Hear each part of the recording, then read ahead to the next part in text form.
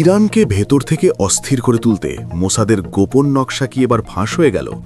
সাম্প্রতিক এক চাঞ্চল্যকর সাইবার হামলায় সামনে এসেছে ইসরায়েলি গোয়েন্দা সংস্থা মোসাদের প্রায় ৬০০ এজেন্টের অত্যন্ত গোপনীয় তথ্য।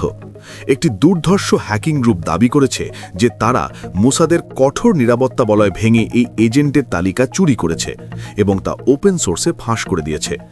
রিপোর্ট অনুযায়ী এই এজেন্টদের মূল লক্ষ্য ছিল ইরানের সাধারণ মানুষের মধ্যে মিশে গিয়ে রাষ্ট্রের বিরুদ্ধে বড় ধরনের অন্তর্ঘাতমূলক কর্মকাণ্ড চালানো এবং একটি কৃত্রিম গৃহযুদ্ধ বা অস্থিতিশীল পরিস্থিতি তৈরি করা।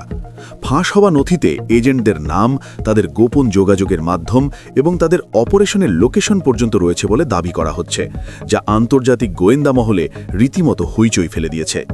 সাইবার নিরাপত্তা বিশ্লেষকরা ধারণা করছেন হান্ডালা কিংবা এর মতো কোনো ইরান সমর্থিত হ্যাকার গ্রুপ এই ভয়াবহ সাইবার হামলার পেছনে কলকাঠি নাড়ছে।